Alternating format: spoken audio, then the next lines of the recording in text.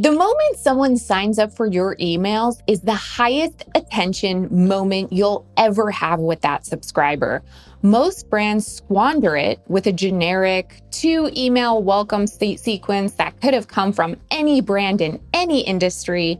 But today, I'm breaking down exactly where welcome flows lose revenue, and it goes a lot deeper than just the discount. I'm Laryssa, and for a decade with my agency, Joya, I've been helping women-focused, product-based e-commerce brands grow with more intention, creativity, and clarity. We ditch the marketing formulas that don't feel like you and build strategies that actually connect. I've done episodes on the welcome discount and what it signals to subscribers.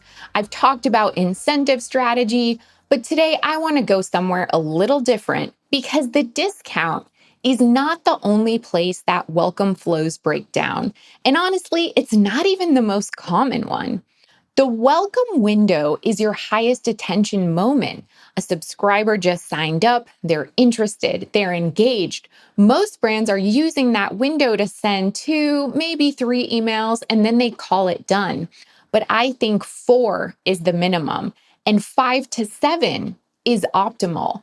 But with the caveat that each email in that sequence has to actually earn its place.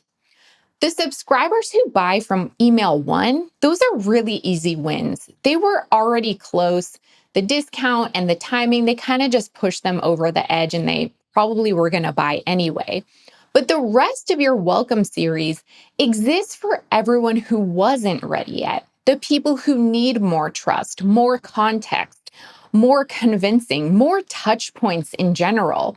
And if your flow ends at 2 or 3 emails, well, you're kind of abandoning that entire group that just needed a little more of something. And that group is typically the majority. Most people don't make a purchase right away.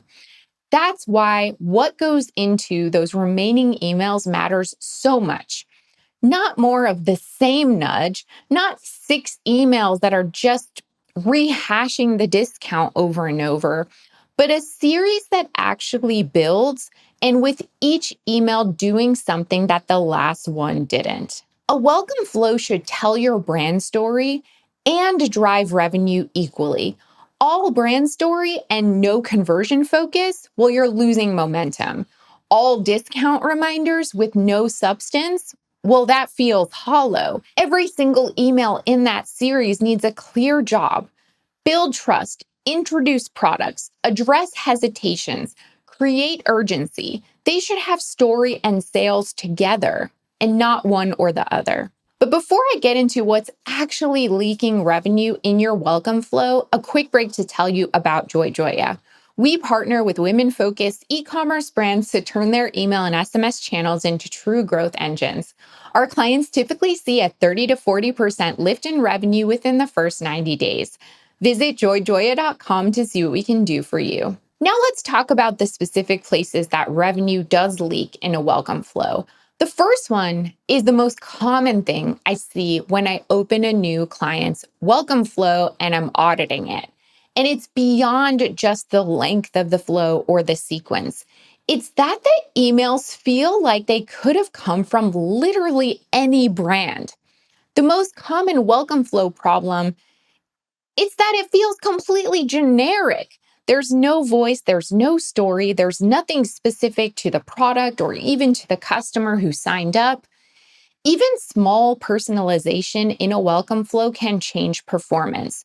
Did they self-select something on the pop-up? Put that in the welcome flow. Is there dynamic content in the emails that's pulling in things like current bestsellers and new arrivals? Check for that. When your welcome flow is generic, it's going to be ignorable. And ignorable is not going to convert the sale. The personalization in this flow, it doesn't have to be complex. You don't have to over-engineer it. As I said, if you have a pop-up where someone's selecting their interest or completing a short quiz or just telling you something additional about themselves, that's telling you what they're interested in, what they're looking for, and that's all information that should be used inside the flow. Even if you're routing subscribers into slightly different paths or journeys based on that input, I see that really meaningfully change how the welcome series lands and performs. And then with the dynamic content, I think this is one of the easiest wins in any welcome flow and often really overlooked. So, this is one of my favorite upgrades in a welcome flow, and it's dynamic content. Bestsellers and new arrivals should pull in automatically into a welcome email. Obviously, not all together in the same email. It depends what you're highlighting, but they shouldn't be like hard coded into the design, into an image from when you build the flow. A series that's running for a year and just has the same exact products featured in a static way, that's kind of showing people a version of your brand that may not even exist anymore a year later. Most welcome flows get built once, like who even knows how long ago, and then they're never touched again. The copy stays the same. The product blocks are the same since it was built. The imagery and the heroes is the same. The content, everything. And meanwhile, since that welcome flow launched, maybe the brand launched new products, changed some of their imagery, had new photo shoots, maybe tweaked how they present their copy, updated their bestsellers, changed seasonal focus. And then the welcome flow ends up reflecting none of that because it's just a static thing that no one goes to update. And then what happens is a new subscriber is getting that stale first impression.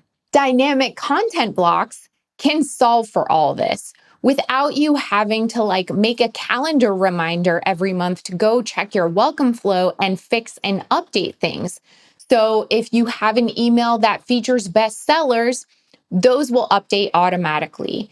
Your new arrivals can always stay current to what is actually new. And then the flow keeps working, staying fresh, looking new without anyone having to go back and manually refresh it. The other revenue leak that I want to talk about is one that does require a little more setup, but pays off significantly. And that's how you handle subscribers who have already made their first purchase. Depending how you have your welcome flow set up, it's possible that not everyone entering your flow is a brand new buyer. Even people can sign up with different email addresses, and maybe Klaviyo doesn't recognize them as a purchaser. And that flow ends up treating everyone, first time buyers, people who have bought many times before, people who haven't bought, all the same. That's a revenue leak. Someone who already purchased doesn't need that same first purchase pitch. And I think the welcome flow can still cater that to them. Depending on the brand, we'll either remove them after they purchase, or we actually keep them and we just hide the welcome discount and show or hide other content that would be relevant to a first purchaser versus a never purchaser. Because sometimes there's more brand story to tell. Sometimes there's more of a product range to introduce for someone who even has purchased before. So the approach really depends on the brand. For some, once someone buys, the logic is simple. They exit the flow and they go into post-purchase. And then maybe there's nothing left in the welcome series that would serve them. And keeping them there is just weird and redundant. But other times, especially for brands that have a huge product assortment or a really strong brand world to introduce and to keep nurturing a customer, we'll keep subscribers in the flow, but again, hide that discount or hide content that really would be more suited to a first-time buyer. So that way they can still go through the welcome flow, get the brand story, understand education about the product, maybe learn about other collections or products, and just not see the offer that no longer applies to them. There's a lot of ways to approach this. Neither one is like a universal rule. We adjust it based on the brand that we're working with, but defaulting to the same exact flow setup that is like the default out of the box Klaviyo template may not work for you. It really depends on what kind of brand, what kind of product assortment you are bringing, and whether the purchase status affects how someone should receive the welcome flow or not. Here's the thing, you already paid at some point to get these email subscribers. It might have been through paid ads. It might have been through organic content, which is a type of payment in itself. The time, the effort, the energy, the investment. It may have been through collaborations, or even the payment of years of showing up to get those email subscribers. And the welcome flow is where that investment either pays off for you or it gets totally wasted. So getting it right isn't starting from scratch. It's really making sure the work that you've already done can be improved upon and is actually converting, which is ultimately what you want your welcome flow to do. And that's it for today's episode. If you enjoyed this, please subscribe and leave a review. It helps others find the show. And remember, if you want to grow your e-commerce brand with email and SMS that actually drive sales, visit joyjoya.com to see how we can help.